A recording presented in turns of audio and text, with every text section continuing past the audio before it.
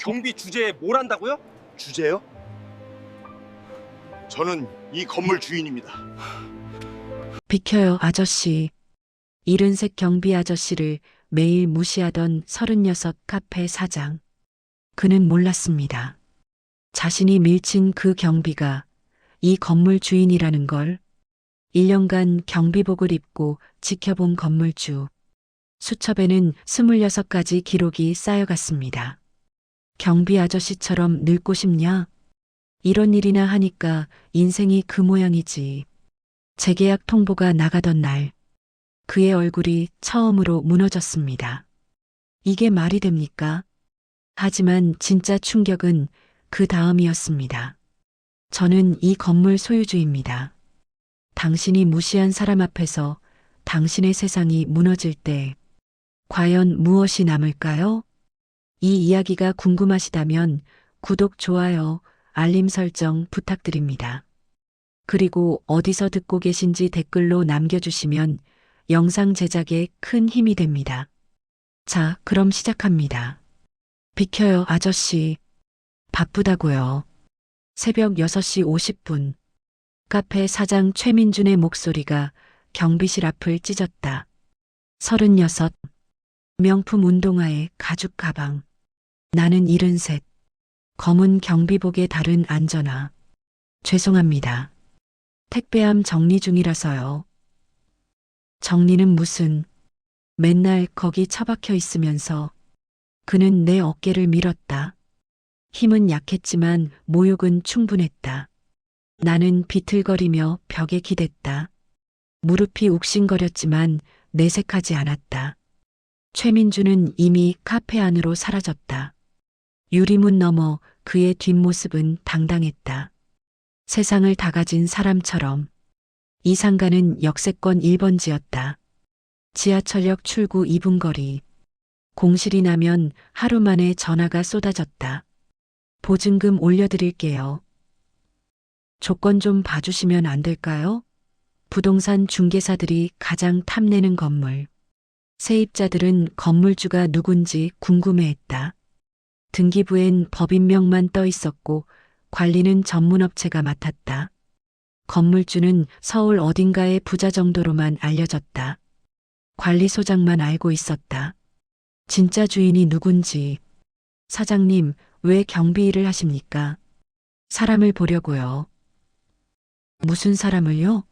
가면을 쓰지 않은 진짜 얼굴이요. 1년 전 나는 이 결정을 내렸다. 경비복을 입기로. 월급은 안 받았다. 대신 매일 출근했다. 쓰레기 치우고 택배 정리하고 민원을 해결했다. 아저씨, 화장실 휴지 좀. 경비 아저씨, 택배 안 왔어요? 거기 서 있지 말고 비켜요. 사람들은 나를 경비 아저씨라 불렀다. 그 호칭엔 무시가 섞여 있었다. 특히 최민주는 심했다. 그의 카페는 1층 모퉁이 황금자리. 유동인구가 많아 매출도 좋았다. 그는 그걸 자기 능력이라 믿었다. 내가 장사 잘해서 건물 이미지도 올라간 거예요. 입만 열면 자랑. 그리고 아랫사람 무시. 어느 오후 여대생 알바를 혼냈다. 이게 커피야? 다시 만들어. 죄송합니다. 너도 저 경비 아저씨처럼 늙고 싶냐? 나는 경비실 창문 너머로 들었다. 최민주는 내가 듣는지도 몰랐다. 아니, 알아도 상관없다는 얼굴이었다. 나는 서랍 깊숙이 숨겨둔 수첩을 꺼냈다. 낡은 검은 수첩. 날짜를 적었다. 11월 14일. 아르바이트생 모욕 발언. 목격자 3명. 이런 기록이 20건 넘게 쌓였다. 청소 아주머니에게 한 말. 이런 일이나 하니까 인생이 그 모양이죠. 배달 기사에게 한 말. 빨리 치워요. 손님 지나가잖아. 경비실 앞에서 내뱉은 말. 늙으면 쓸모없어. 나는 감정 없이 적었다. 사실만 기록했다. 누가 언제 무슨 말을 누가 들었는지. 마지막 줄에 한 단어만 적었다. 심사 대상. 임대차 계약은 2년. 최민준의 만료일은 석 달 뒤. 그는 당연히 재계약된다고 믿고 있었다. 장사 잘 되고 월세 안 밀리고 자기가 건물에 도움된다고. 하지만 이 건물 주인은 나였다. 그리고 나는 이미 결정했다. 재계약은 없다고. 그날 밤 관리소장이 경비실로 왔다. 1층 카페 말입니다. 알고 있습니다. 재계약 거절하십니까? 네. 손님 많은 곳이라 말 나올 수 있습니다. 상관없어요. 이유를 물으면요? 인성불량. 그것만으로 충분합니다. 관리소장은 고개를 끄덕였다. 그는 1년간 내 곁에서 지켜봤다. 최민준이 얼마나 오만했는지. 알겠습니다. 준비하겠습니다. 밤 10시. 상가가 하나씩 불을 껐다. 최민준도 셔터를 내렸다. 마지막으로 경비실 앞을 지나갔다. 나를 보지도 않았다. 나는 그의 배경이었으니까. 하지만 그는 몰랐다. 배경이 무대를 바꿀 수 있다는 걸. 수첩 마지막 장을 펼쳤다. 그는 끝까지 사람을 무시했다. 그래서 끝까지 혼자였다. 펜을 놓고 창밖을 봤다. 첫눈이 내리기 시작했다. 아침 7시 30분. 나는 보도블록을 쓸고 있었다. 담배꽁초 6개, 커피컵 2개. 그중 하나는 최민준 카페 컵. 아저씨, 거기 비켜봐요. 뒤에서 목소리가 들렸다. 최민준이었다. 한 손엔 명품 가방, 한 손엔 아이스 아메리카노. 지금 청소 중입니다. 나중에 하세요. 사람 지나가잖아요. 나는 빗자루를 옆으로 치웠다. 그는 스쳐 지나가며 중얼거렸다. 매일 똑같은 일만 하니까 늙어도 그 꼴이지. 목소리는 작았지만 옆 부동산 사장도 들었고 세탁소 사장님도 들었다. 아무도 말하지 않았다. 최민준의 카페는 장사가 잘 됐고 그는 그 힘을 알고 있었다. 경비 아저씨 힘내세요. 부동산 사장이 지나가며 속삭였다. 위로인지 동정인지 모를 목소리. 나는 고개만 끄덕이고 다시 빗질했다. 오전 10시 택배 트럭이 도착했다. 경비 아저씨, 오늘은 물건이 많네요. 고생하셨습니다. 상자를 점포별로 분류했다. 무릎이 아팠지만 천천히 움직였다. 최민준이 카페 문을 열고 나왔다. 내 택배 있어요? 아직 확인 중입니다. 확인은 무슨? 빨리 찾아주면 되잖아. 그는 직접 상자를 뒤졌다. 이거 내 거잖아요. 왜 안 줬어요? 손님 이름 순으로 정리 중이었습니다. 아, 진짜 답답해. 상자를 들고 가며 혀를 찼다. 나이 먹으면 저런가 봐. 나는 아무 말 없이 수첩을 꺼냈다. 11월 16일. 택배 수령 중 인격 모독. 목격자 택배 기사.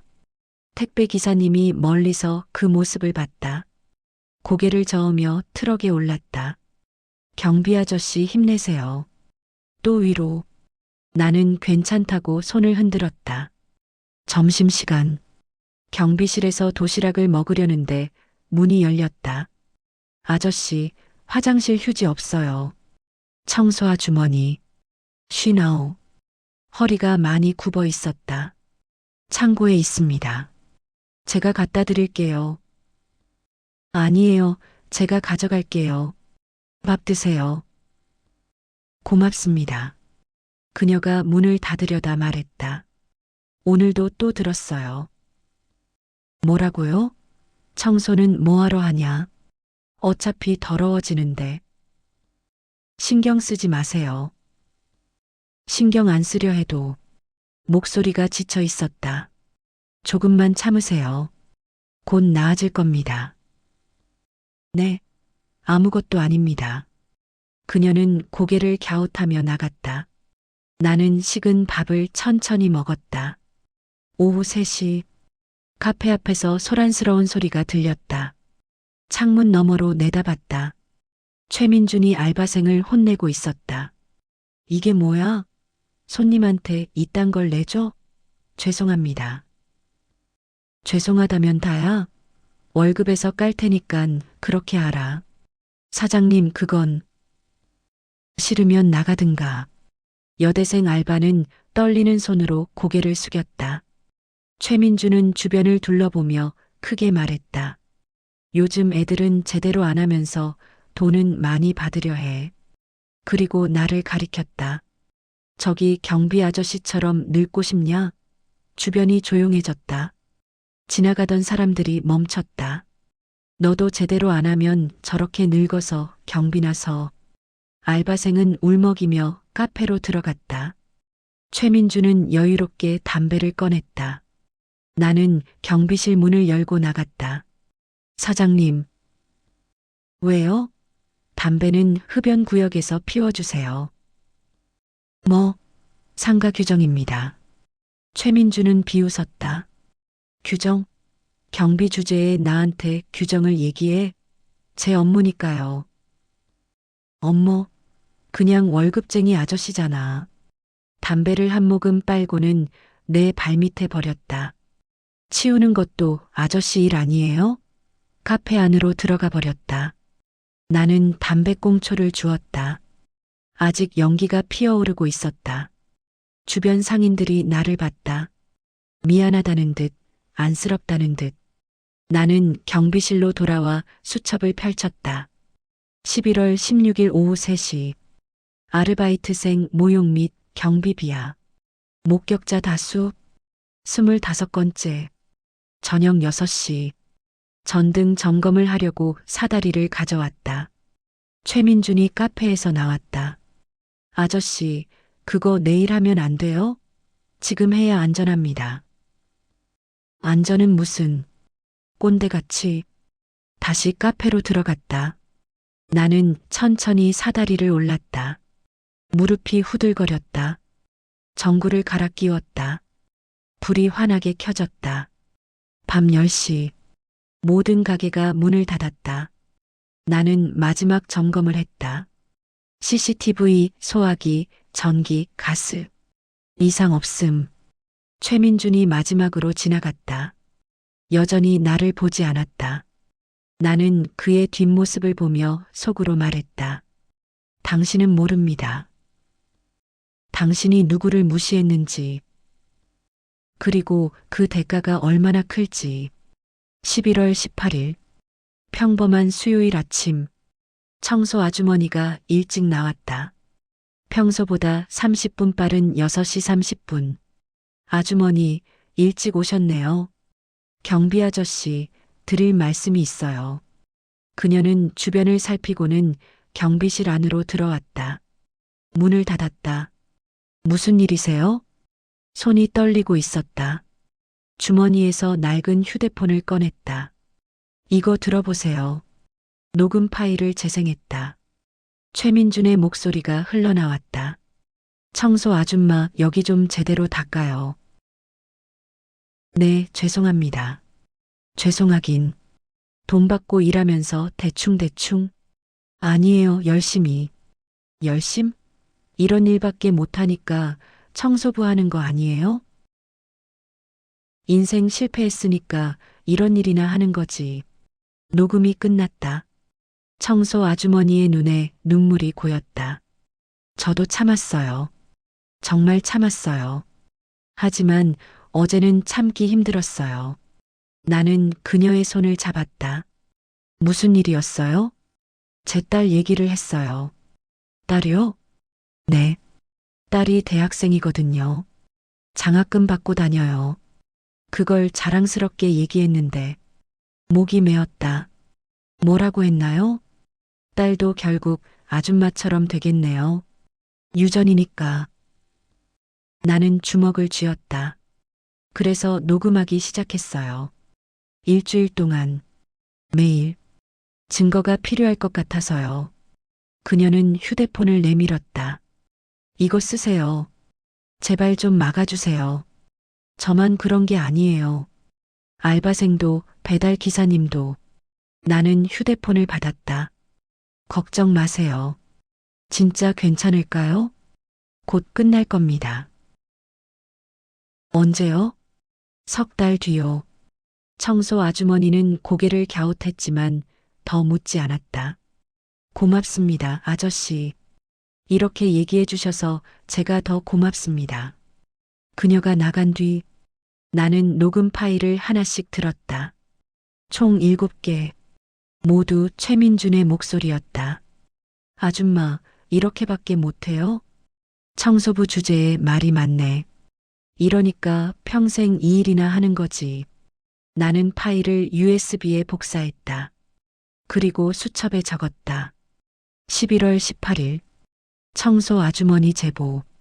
녹음 파일 7개 확보. 인격 모독, 직업 비하, 가족 모욕.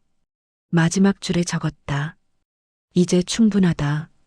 11월 27일 월요일. 재계약 통보일. 나는 30분 일찍 출근했다. 관리사무소 불이 벌써 켜져 있었다. 오전 10시. 재계약 통보서가 계약이 만료된 점포에 전달됐다. 11개 점포는 승인 서류. 단 한 곳만 달랐다. 최민준의 카페. 그는 카운터에서 커피를 내리고 있었다. 관리소장이 들어갔다. 몇 분 후 카페 문이 벌컥 열렸다. 최민준이 뛰쳐나왔다.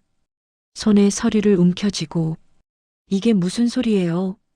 말씀드린 대로입니다. 재계약 불가합니다. 왜요? 월세 한 번도 안 밀렸어요. 서류에 이유가 적혀 있습니다. 최민준은 서류를 펼쳤다. 얼굴이 점점 굳어졌다. 인격 모독?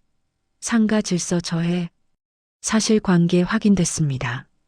누가 신고했어요? 말씀드릴 수 없습니다. 최민준은 주변을 둘러봤다. 상인들이 나와 있었다. 모두 고개를 돌렸다. 이거 말도 안 돼요. 장사 잘 되는 거 알잖아요. 계약 조건은 월세만이 아닙니다. 그럼 뭐예요? 관리소장은 잠시 침묵했다. 사람입니다. 뭐라고요? 사람을 대하는 태도가 문제였습니다. 최민준의 얼굴이 붉어졌다. 누가 뭐라고 했는데요? 이름 대보세요. 여러 명입니다. 거짓말이에요. 다 거짓말. 목소리가 커졌다. 나는 경비실에서 조용히 지켜봤다. 최민준이 갑자기 나를 쳐다봤다. 아저씨가 신고했죠. 대답하지 않았다. 맞죠? 분명 아저씨 짓이잖아요. 관리소장이 막아섰다. 사장님, 진정하세요. 진정은 무슨, 이거 부당해고 아닙니까? 정당한 계약 해지입니다. 법적으로 대응하겠습니다. 그러십시오. 저희도 준비되어 있습니다. 최민준은 서류를 구겨 바닥에 던졌다. 이딴 상가 누가 들어와요? 카페로 들어가 문을 쾅 닫았다. 유리창이 흔들렸다. 오후 1시. 상가가 술렁였다. 카페 재계약 안 됐대요. 사람이 문제였대요. 소문은 빠르게 퍼졌다. 최민준은 카페 안에서 전화했다. 변호사님, 이거 고소 가능한 거 아니에요? 정당 사유면 어렵다고요? 그럼 어떡해요? 통화가 끝났다. 최민준은 카페 밖으로 나와 청소 아주머니에게 다가갔다. 아주머니, 제가 뭘 잘못했어요? 저는 모르겠는데요. 누가 신고했어요? 아주머니죠? 아니에요. 거짓말 마세요. 청소 아주머니는 고개를 숙이고 자리를 피했다. 최민준은 다른 상인들에게도 물었다. 사장님, 저 잘못한 거 없죠? 글쎄요. 같이 항의해 주세요. 저는 잘 모르겠습니다. 아무도 그의 편을 들지 않았다. 그는 점점 고립됐다. 저녁 6시. 최민준은 다시 관리사무소로 갔다. 이번엔 목소리를 낮췄다. 소장님, 제가 잘못했어요. 다시 생각해 주세요. 어렵습니다. 앞으로 조심할게요. 이미 결정된 사항입니다. 건물주님께 직접 말씀드릴 수 없을까요? 건물주님이 직접 결정하셨습니다. 최민주는 얼어붙었다. 건물주가 직접요? 네. 그럼 누군데요? 만나게 해주세요. 불가능합니다. 최민주는 사무실을 나왔다. 경비실로 왔다. 아저씨, 건물주 연락처 알아요? 모릅니다. 거짓말 마세요. 정말 모릅니다. 최민주는 나를 뚫어져라 봤다. 아저씨가 한 거 맞죠? 대답하지 않았다. 경비 주제에. 그 순간 나는 그를 똑바로 봤다. 주제요? 뭐, 제 주제가 뭔가요? 최민주는 말문이 막혔다. 사람한테 주제는 없습니다. 모두 똑같이 존중받아야 하니까요. 경비실 문을 닫았다. 최민주는 한참을 그 자리에 서 있었다. 밤 10시. 상가가 조용해졌다. 나는 수첩을 펼쳤다. 11월 27일. 통보 완료. 그의 시간이 역으로 흐르기 시작했다. 12월 1일 금요일. 재계약 불가 통보 나흘째. 최민준의 카페는 여전히 문을 열었다. 하지만 손님이 눈에 띄게 줄었다. 소문이 퍼진 탓이었다. 거기 재계약 안 됐대. 카페 사장 인성이 좋지 않았나 봐. 거기서 커피 마시기 좀 그렇지 않아? 단골들도 발길을 끊기 시작했다. 오전 11시. 최민주는 카운터에 앉아 휴대폰을 들여다봤다. 변호사와 나눈 문자가 보였다. 증거 자료가 확실하면 승소 어렵습니다. 합의를 권장합니다. 그는 휴대폰을 던져버렸다. 화면이 깨졌다. 나는 경비실에서 그 모습을 봤다. 아직도 인정 못하는구나. 오후 2시. 청소 아주머니가 복도를 닦고 있었다. 최민준이 카페 문을 열고 나왔다. 아주머니. 그녀는 몸을 움츠렸다. 네. 제가 정말 그렇게 나빴나요? 솔직히 말해봐요. 제가 뭘 잘못했어요? 청소 아주머니는 걸레를 꽉 쥐었다. 모르겠습니다. 알면서 왜 모른다고 해요? 정말 모르겠어요. 그녀는 자리를 피하려 했다. 최민준이 팔을 붙잡았다. 대답 좀 해봐요. 손 놓으세요. 그때 내가 다가갔다. 사장님, 손 놓으세요. 최민준이 나를 노려봤다. 아저씨는 왜 자꾸 끼어들어요? 제 일이니까요. 무슨 일이에요? 경비 주제에. 사람을 괴롭히는 건 제가 막아야 할 일입니다. 최민주는 손을 놓았다. 괴롭히기는요. 그냥 물어본 거예요. 협박처럼 들렸습니다. 증거 있어요? 나는 가슴 주머니를 가볍게 두드렸다. 작은 녹음기가 들어 있었다. 최민준의 얼굴이 굳었다. 설마 지금 녹음했어요? 네. 그거 불법 아니에요. 정당한 증거 수집입니다. 미쳤네. 진짜 미쳤어. 그는 카페로 들어가 문을 쾅 닫았다.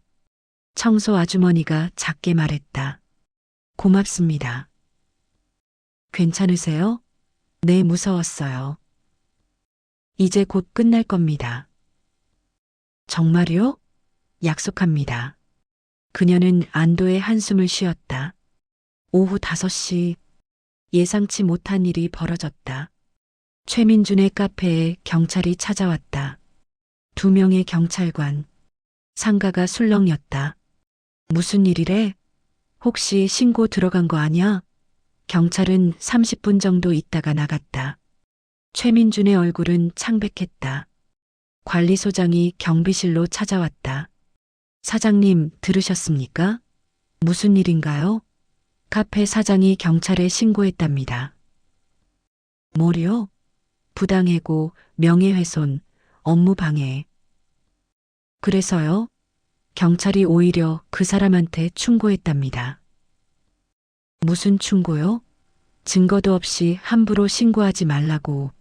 나는 고개를 끄덕였다. 예상했던 일입니다. 하지만 사장님, 이러다 정말 소송까지 가면. 소송 가면 우리가 이깁니다. 그렇게 확신하십니까? 진실은 언제나 이기니까요. 관리소장은 한숨을 쉬며 나갔다. 나는 창밖을 내다봤다. 최민준이 카페 안에서 머리를 감싸쥐고 있었다. 무너지고 있었다. 천천히 확실하게.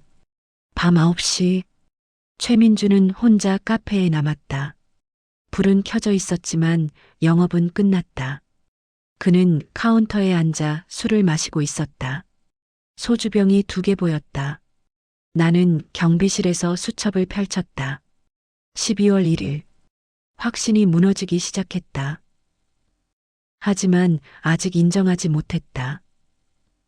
자기가 틀렸다는 것을. 12월 8일 금요일. 계약 만료 2주 전. 최민주는 마지막 카드를 꺼냈다.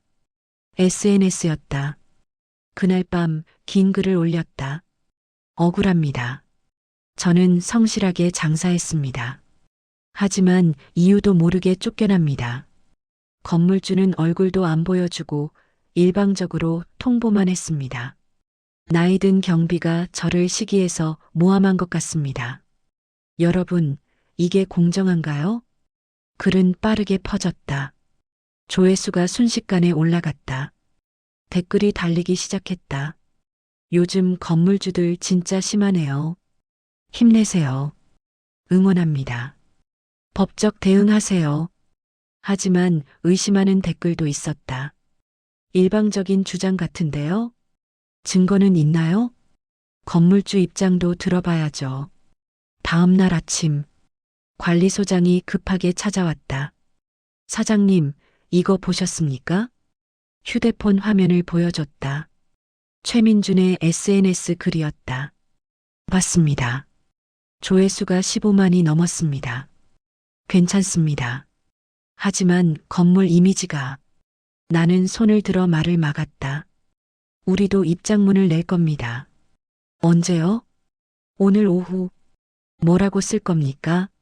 사실만 쓸 겁니다. 오후 3시. 관리사무소 명의로 입장문이 올라갔다. 해당 세입자의 계약 해지는 정당한 절차에 따른 것입니다. 다수의 증거와 목격자 진술이 있습니다. 상세 내용은 법적 절차를 통해 공개될 예정입니다. 일방적 주장에 대해 법적 대응을 준비 중입니다. 짧고 명확한 문장. 반응은 즉각적이었다. 댓글 분위기가 바뀌었다. 증거가 있다는데? 목격자 진술까지 있으면 진짜 아냐? 갑자기 의심스러운데. 최민주는 다시 글을 올렸다. 거짓말입니다. 증거 조작입니다. 저는 아무 잘못도 없어요. 하지만 댓글은 냉담했다. 조작이면 법적으로 대응하세요. 증거 있으면 보여주세요. 점점 이상한데요. 오후 6시. 최민준이 경비실로 찾아왔다. 얼굴이 초췌했다. 며칠 제대로 못 잔 얼굴. 아저씨. 네. 제발 한 번만 기회를 주세요. 안 됩니다. 저도 먹고 살아야 한다고요. 다른 곳에서 하세요. 여기서 해야 해요. 제가 투자한 돈이 얼만데요? 그건 제 책임이 아닙니다. 최민주는 무릎을 꿇었다. 제발이요. 이러면 안 되죠? 일어나세요. 일어나기 싫어요. 제발 한 번만. 나는 그를 일으켰다. 사장님, 지금까지 당신이 무시한 사람들 생각해 보세요. 그들도 먹고 살아야 했어요. 하지만 당신은 그들을 짓밟았어요. 저는 그냥이 없습니다. 당신은 선택했어요. 최민주는 비틀거리며 뒤로 물러섰다. 다들 저만 나쁜 사람 만들어요. 당신이 스스로 그렇게 만들었습니다. 그는 더 이상 말하지 못했다. 천천히 카페로 돌아갔다. 나는 그의 뒷모습을 보며 생각했다. 끝까지 자기 잘못을 모르는구나. 밤 11시. 카페에 불이 켜져 있었다. 최민주는 혼자 앉아 있었다. 테이블 위에 소주병이 여러 개. 창문 너머로 보이는 그의 모습은 처참했다. 나는 수첩을 펼쳤다. 12월 8일. 마지막 카드도 실패했다. 이제 남은 건 시간뿐. 12월 15일 금요일. 계약 만료 일주일 전. 최민주는 여전히 카페 문을 열었다. 하지만 하루 손님이 5명도 안 됐다. 적자가 눈덩이처럼 불어났다. 월세 300만 원. 인건비 150만 원. 재료비 100만 원. 매출은 50만 원. 매일 400만 원씩 손해를 보고 있었다.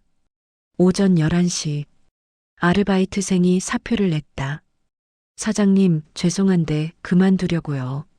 왜? 다른 곳에서 일하기로 했어요. 월급 올려줄 테니깐 그냥 있어. 아니에요. 그게 아니라. 그럼 뭐야? 아르바이트생은 말을 잇지 못했다. 사람들 보기가 조금 그래요, 죄진 것처럼. 그녀는 고개를 숙이고 나갔다. 최민주는 혼자 남았다. 텅 빈 카페에. 오후 2시. 부동산 중개사가 찾아왔다. 1층 카페 자리를 보러 온 예비 세입자들. 젊은 부부였다. 여기 위치 정말 좋네요. 그러게. 유동인구 많고. 그들은 아직 문을 연 카페를 보고 당황했다. 아직 영업 중이신가요? 최민준이 문을 열고 나왔다. 네, 저 아직 안 나갔는데요. 아, 죄송합니다. 부부는 어색하게 둘러보고 갔다. 중개사가 최민준에게 작게 말했다. 사장님, 좀 비켜주셔야죠. 제 가게예요. 왜 비켜요? 곧 계약 만료잖아요. 만료 전까지는 제 거예요. 중개사는 고개를 저으며 떠났다. 최민주는 카페로 돌아가 문을 잠갔다. 영업 종료 팻말을 걸었다. 하지만 퇴근은 하지 않았다. 버틸 작정이었다. 오후 6시. 관리소장이 경비실로 찾아왔다. 사장님, 카페 사장이 버티고 있습니다. 알고 있습니다. 만료일까지 안 나갈 것 같습니다. 그럴 겁니다. 강제 집행 준비할까요? 네. 법원에 신청하세요. 마음이 편치 않으십니까? 나는 고개를 저었다. 이건 제 감정이 아닙니다. 그럼요. 정의입니다. 관리소장은 고개를 끄덕였다. 알겠습니다. 밤 9시. 카페에 불이 여전히 켜져 있었다. 최민주는 카운터에 앉아 노트북을 보고 있었다. 아마 다른 자리를 알아보는 듯했다. 하지만 쉽지 않을 것이다. 소문이 이미 퍼졌으니까. 나는 경비실에서 따뜻한 차를 마셨다. 창밖으로 눈이 내리기 시작했다. 올겨울 2번째 눈. 첫눈보다 더 많이 내렸다. 최민준이 창밖을 보고 있었다. 그의 어깨가 떨리고 있었다. 울고 있는 것 같았다. 나는 잠시 안타까운 마음이 들었다. 하지만 곧 떨쳐냈다. 동정은 정의가 아니다. 그는 대가를 치러야 한다. 수첩을 펼쳤다. 12월 15일. 그는 끝까지 버텼다. 하지만 시간은 누구 편도 들지 않는다. 12월 22일 금요일. 계약 만료일. 강제 집행일. 오전 9시 법원 집행관이 도착했다. 관리소장, 변호사, 경찰도 함께였다. 상가 상인들이 하나둘 모여들었다. 모두 숨죽이며 지켜봤다. 최민주는 카페 안에서 문을 잠그고 있었다. 집행관이 문을 두드렸다. 계약자 최민준 씨, 문 열어주세요. 대답이 없었다. 법원 집행관입니다. 문 열지 않으면 강제 개방합니다. 여전히 조용했다. 집행관이 경찰에게 눈짓했다. 경찰이 문을 열기 시작했다. 그제야 안에서 소리가 들렸다. 잠깐만요. 문이 열렸다. 최민준이 나타났다. 머리는 산발, 눈은 충혈, 수염은 덥수룩. 며칠간 씻지 못한 모습이었다. 뭐하러 왔어요? 강제 집행 통보드립니다. 오늘 중 퇴거해 주세요. 안 나가요. 법적 절차입니다. 법? 이게 법이에요. 최민준의 목소리가 떨렸다. 저 성실하게 장사했어요. 한 번도 월세 안 밀렸어요. 그런데 왜 쫓겨나야 해요? 집행관이 차분히 대답했다. 계약 위반 사항이 확인됐습니다. 거짓말이에요. 증거가 있습니다. 무슨 증거요? 그때 관리소장이 나섰다.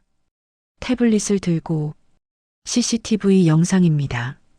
화면을 틀었다. 첫 번째 영상. 최민준이 청소 아주머니에게 욕하는 장면. 이런 일이나 하니까 인생이 그 모양이죠. 두 번째 영상. 아르바이트생을 모욕하는 장면. 저 경비 아저씨처럼 늙고 싶냐? 세 번째 영상. 경비실 앞에서 담배를 버리는 장면. 치우는 것도 아저씨 일 아니에요? 하나하나 재생됐다. 최민준의 얼굴이 창백해졌다. 이건 편집한 거잖아요. 원본입니다. 법정 제출용입니다. 관리소장이 다음 파일을 틀었다. 녹음 파일이었다. 청소 아주머니가 제공한 것.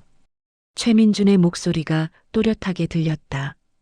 인생 실패했으니까 청소부 하는 거지. 딸도 결국 아줌마처럼 되겠네요.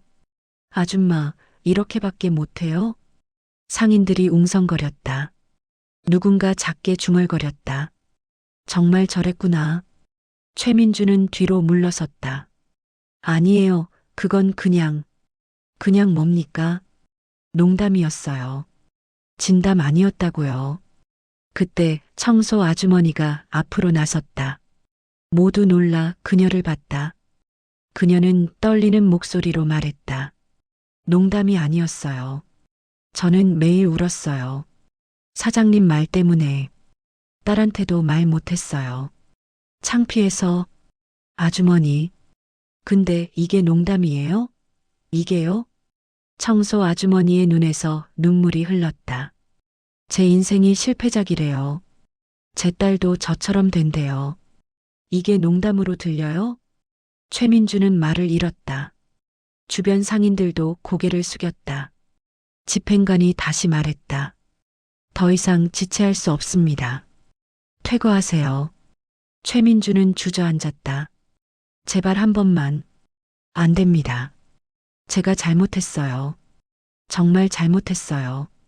나는 이때까지 경비실에 있었다. 평상복 차림이었다. 깔끔한 정장. 천천히 밖으로 나왔다. 최민준이 나를 봤다.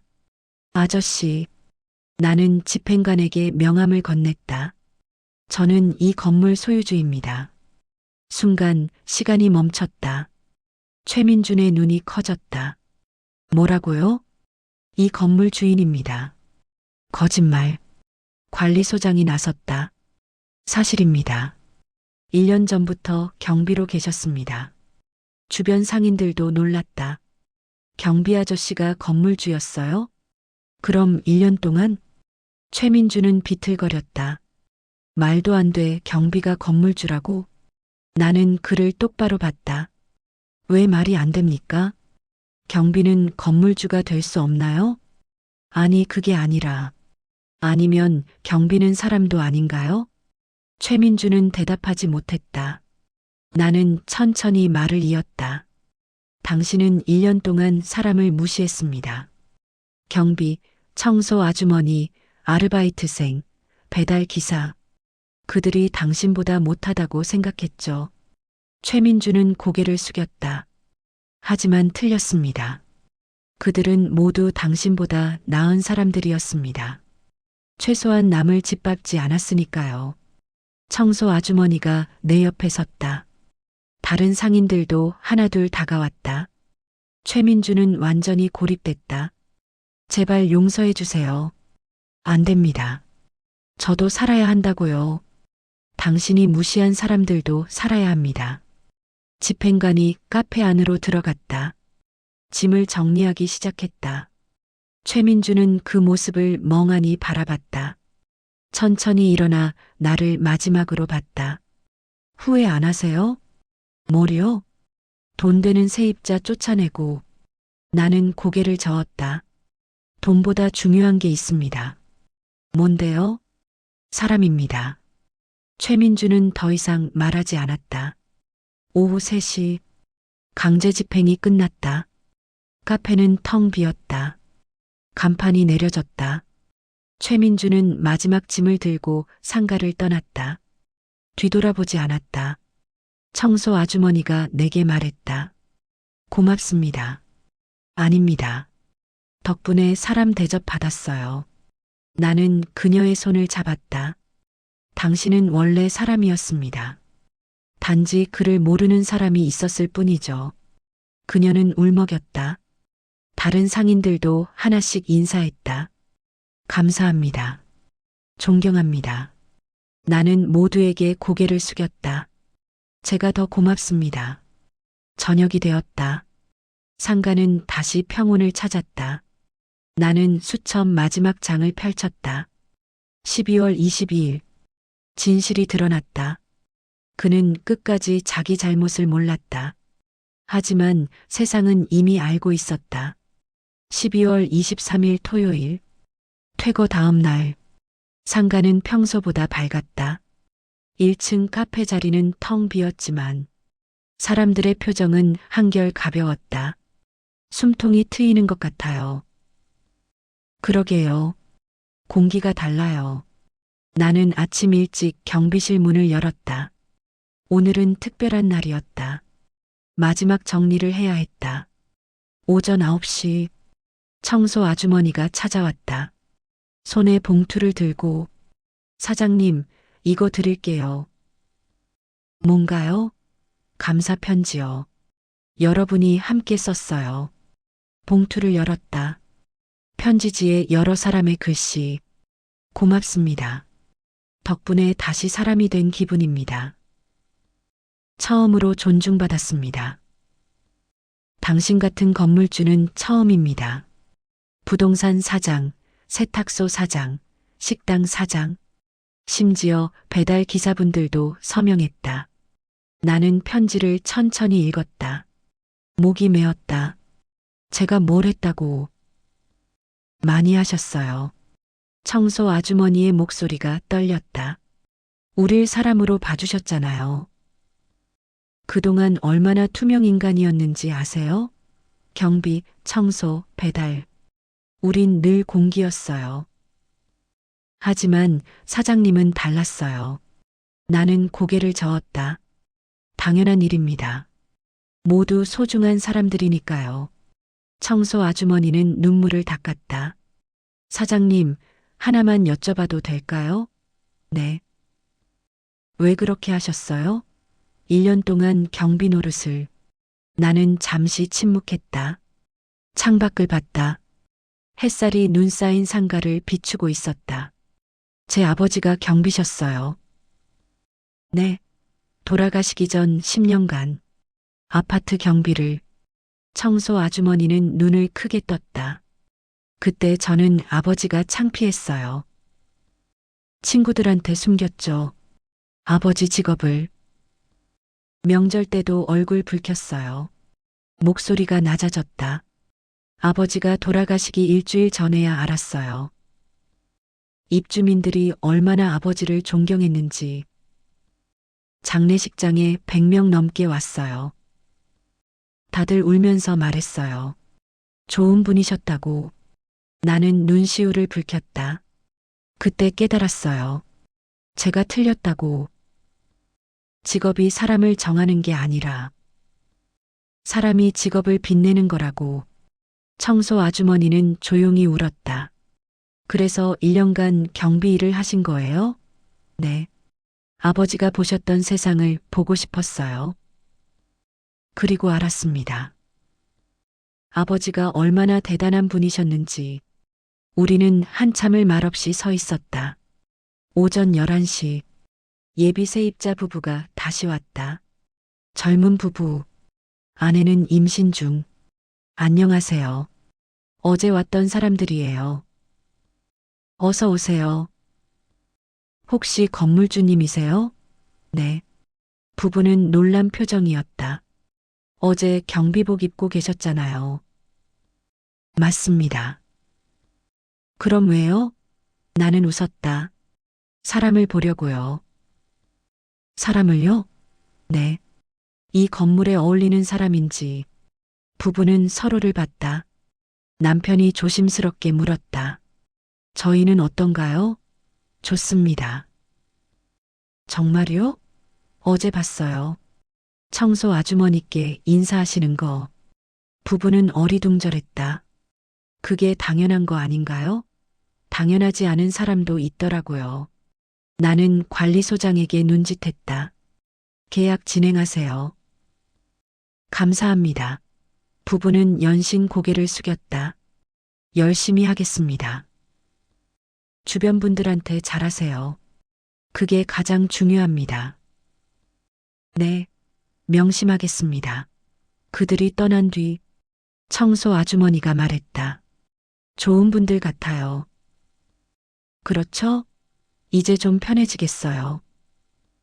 다들 편해질 겁니다.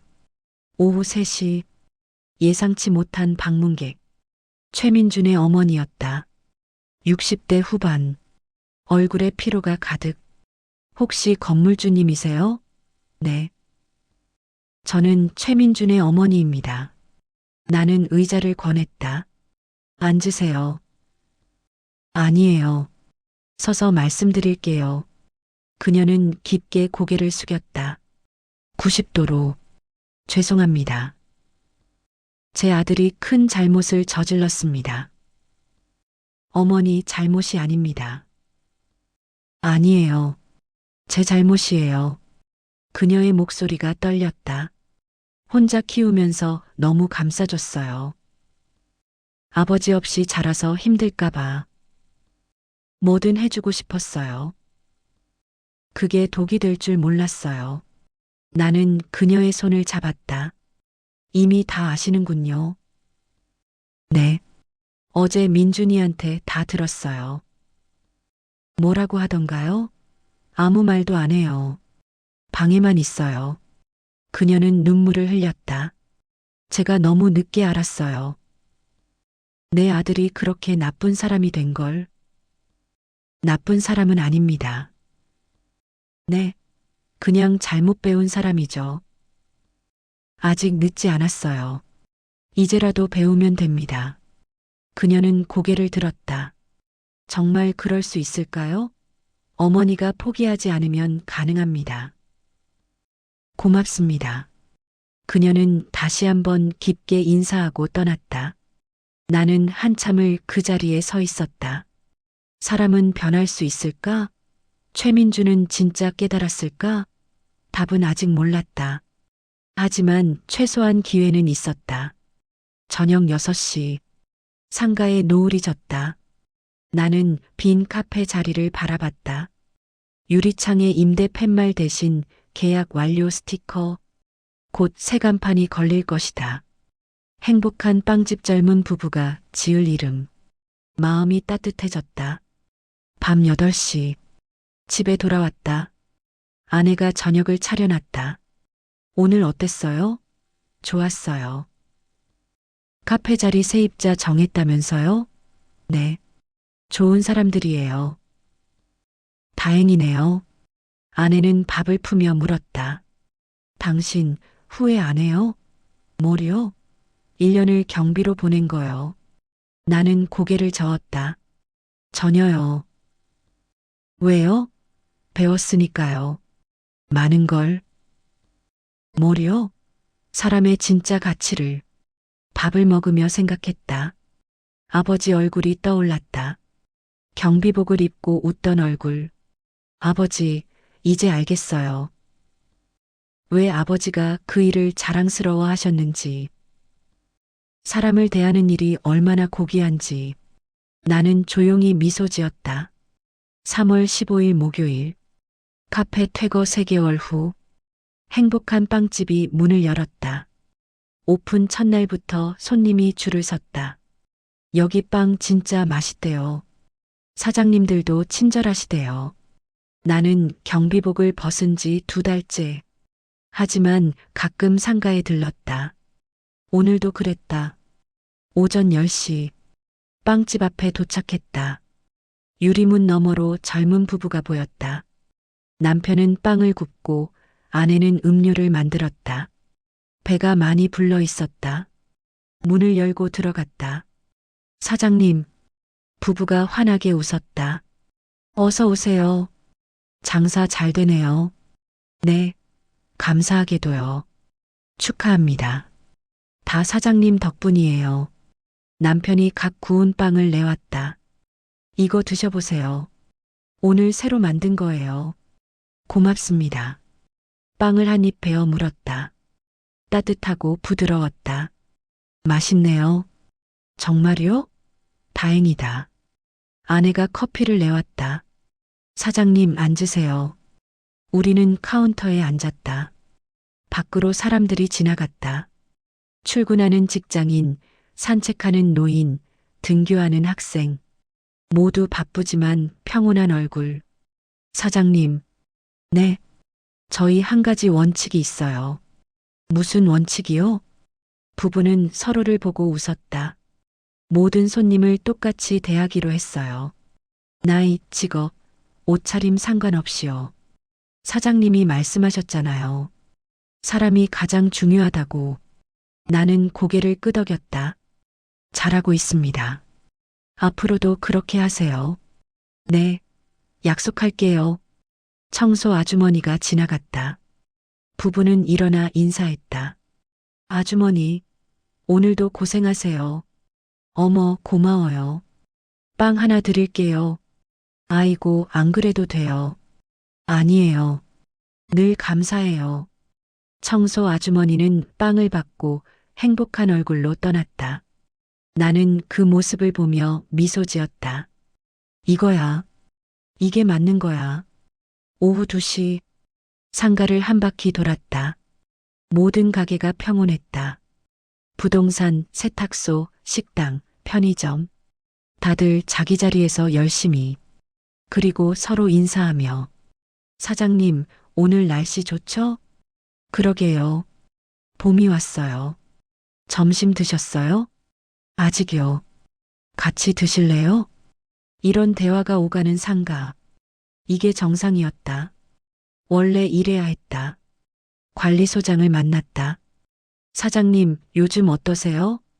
좋습니다. 여기 분위기도 좋고요. 네. 확실히 달라졌어요. 빵집 사장님들 덕분이죠. 그것도 있지만 관리소장이 웃었다. 사장님이 바꾸신 거예요. 이 상가를. 제가요? 네. 사람을 먼저 본다는 걸 보여주셨잖아요. 나는 고개를 저었다. 저는 그냥 당연한 일을 했을 뿐이에요. 그 당연한 게 어려운 거죠. 우리는 한참을 상가를 바라봤다. 저녁 7시. 집으로 가는 길. 휴대폰이 울렸다. 모르는 번호. 여보세요? 침묵. 그리고 떨리는 목소리. 사장님. 최민준이었다. 나는 걸음을 멈췄다. 왜 전화했나요? 소식 전하고 싶어서요. 무슨 소식인데요? 시골에 내려갔어요. 어머니 고향에. 그래서요? 작은 카페 열었어요. 카페요? 네. 이번엔 제대로 하려고요. 목소리에 진심이 느껴졌다. 어떻게 하고 있나요? 매일 반성하고 있어요. 제가 그동안 얼마나 나쁜 사람이었는지, 얼마나 많은 사람을 다치게 했는지. 잠시 침묵. 그래서 달라졌나요? 노력 중이에요. 예를 들면요. 손님한테 먼저 인사해요. 배달 오시면 고맙다고 말해요. 청소하시는 분께 커피 대접해요. 작은 것부터요. 조금씩. 나는 한참을 듣고 있었다. 힘든가요? 네. 습관을 바꾸는 게 이렇게 어려운 줄 몰랐어요. 하지만 안 하면 또 예전으로 돌아갈 것 같아서 매일 메모해요. 오늘 누굴 존중했나 하고 나는 놀랐다. 메모요? 네. 사장님이 수첩에 적으시던 거 생각났어요. 저도 이제 기록해요. 제가 잘한 일을, 나쁜 일 기록하던 때와는 반대로요. 나는 목이 메었다. 잘하고 있습니다. 정말요? 네. 계속하세요. 감사합니다. 하나만 기억하세요. 뭔가요? 사람은 직업이 아니라 태도입니다. 네. 명심하겠습니다. 전화가 끊겼다. 나는 한참을 휴대폰을 들여다봤다. 변하고 있구나. 정말로. 집에 도착했다. 아내가 웃으며 맞이했다. 무슨 좋은 일 있어요? 네. 좋은 소식 들었어요. 무슨 소식인데요? 사람이 변할 수 있다는 거요. 아내는 고개를 갸웃했지만 더 묻지 않았다. 거실에 앉아 차를 마셨다. 창밖으로 벚꽃이 피기 시작했다. 봄이 왔다. 새로운 시작의 계절. 나는 오래된 수첩을 꺼냈다. 1년간 기록했던 그 수첩. 마지막 장을 펼쳤다. 그리고 새로운 문장을 적었다. 사람은 변할 수 있다. 늦었다고 생각할 때가 가장 빠른 때다. 중요한 건 시작하는 용기. 그리고 계속하는 의지. 수첩을 덮었다. 이제 이 수첩은 필요 없었다. 나쁜 일을 기록할 필요가 없어졌으니까. 대신 새 수첩을 꺼냈다. 흰색 깨끗한 수첩. 첫 페이지에 적었다. 오늘 만난 좋은 사람들. 그리고 그 아래 적기 시작했다. 빵집 부부 마이너스 청소 아주머니께 빵 선물. 관리소장 마이너스 상가 분위기 신경 씀. 청소 아주머니 마이너스 늘 밝은 인사. 하나씩 적다 보니 페이지가 금방 찼다. 세상엔 좋은 사람이 더 많았다. 단지 우리가 보지 못했을 뿐. 밤 11시. 잠들기 전 아내에게 물었다. 여보, 제가 1년 전과 달라졌나요? 달라졌죠. 어떻게요? 더 따뜻해졌어요. 따뜻해요? 네. 사람 보는 눈이 달라졌어요. 어떻게요? 예전엔 겉을 봤는데 이젠 속을 보잖아요. 나는 웃었다. 그게 아버지한테 배운 거예요. 아버님에게요? 네. 늦게 배웠지만 아내는 내 손을 잡았다. 잘하셨어요. 아버님도 기뻐하실 거예요. 우리는 그렇게 잠들었다. 다음 날 아침 나는 다시 상가로 갔다. 경비복은 입지 않았다. 하지만 여전히 사람들과 인사했다. 사장님, 안녕하세요. 오늘도 좋은 하루 되세요. 빵집 앞을 지나갔다. 아침부터 손님이 많았다. 젊은 부부는 땀 흘리며 일했다. 하지만 표정은 행복했다. 청소 아주머니가 복도를 닦고 있었다. 아주머니, 오늘도 고생하세요. 어머, 사장님. 안녕하세요. 힘들지 않으세요? 아니에요. 요즘 재밌어요. 왜요? 다들 인사해 주시니까요. 그녀는 환하게 웃었다. 나는 상가를 천천히 걸었다. 1년 전 내가 경비로 일하던 이곳. 많은 게 변했다. 하지만 가장 큰 변화는 사람들의 얼굴이었다. 모두 조금씩 더 밝아졌다. 조금씩 더 따뜻해졌다. 그리고 나는 알았다. 이게 내가 원했던 거야. 돈이 아니라 사람이, 건물이 아니라 공동체가. 경비실 앞을 지나갔다. 새 경비 아저씨가 계셨다. 60대 초반의 남성. 안녕하세요, 아저씨. 아, 건물주님. 안녕하세요. 일하시기 어떠세요? 좋습니다. 다들 잘해주셔서요. 다행이네요. 전임자분도 정말 좋으셨나 봐요. 왜요? 다들 경비 대하는 게 달라요. 존중해 주시더라고요. 나는 웃었다. 그럼 잘 부탁드립니다. 네, 열심히 하겠습니다. 상가를 나서며 뒤를 돌아봤다. 저 건물엔 이제 따뜻함이 있었다. 서로를 존중하는 마음이 있었다. 그게 가장 큰 재산이었다. 집으로 가는 길, 휴대폰에 문자가 왔다. 최민준이었다. 사장님, 오늘도 메모했습니다. 할머니 손님께 의자 드렸어요. 배달 기사님께 음료 대접했어요. 작지만 계속하고 있습니다. 감사합니다. 나는 답장을 보냈다. 잘하고 있습니다. 계속하세요. 당신도 변할 수 있습니다. 문자를 보내고 휴대폰을 주머니에 넣었다. 하늘을 올려다봤다. 벚꽃이 바람에 날렸다. 봄이었다. 새로운 시작의 계절. 그리고 나는 생각했다. 아버지, 이제 알겠어요. 왜 아버지가 경비 일을 자랑스러워 하셨는지, 사람을 만나는 일이 얼마나 귀한지, 그리고 그 사람들을 존중하는 게 얼마나 중요한지. 발걸음이 가벼웠다. 마음이 따뜻했다. 그리고 확신했다. 나는 옳은 선택을 했다고. 1년 후, 행복한 빵집은 지역 명소가 됐다. 맛도 맛이지만 분위기 때문이었다. 여기 오면 기분이 좋아져요. 사장님들이 진짜 따뜻하세요. 젊은 부부는 아이를 낳았다. 예쁜 딸. 이름은 하은이. 하늘의 은혜라는 뜻이에요. 부부는 말했다. 사장님 덕분에 저희가 이렇게 행복하니까요. 청소 아주머니의 딸은 대학을 졸업했다. 장학금으로. 그리고 첫 월급으로 어머니께 선물했다. 새 운동화. 엄마, 이제 편한 신발 신어요. 세상에서 가장 자랑스러운 우리 엄마. 청소 아주머니는 그날 울었다. 행복한 눈물로. 최민주는 여전히 시골에 있었다. 작은 카페를 운영하며 매일 메모하며 천천히 하지만 확실하게 변하고 있었다. 그리고 나는 여전히 가끔 상가를 찾았다. 경비복은 입지 않았지만 사람들과 인사하며 그들의 이야기를 들으며 그렇게 살아갔다. 어느 날 손자가 물었다. 할아버지, 제일 자랑스러운 게 뭐예요? 나는 잠시 생각했다. 건물을 가진 거요? 아니야.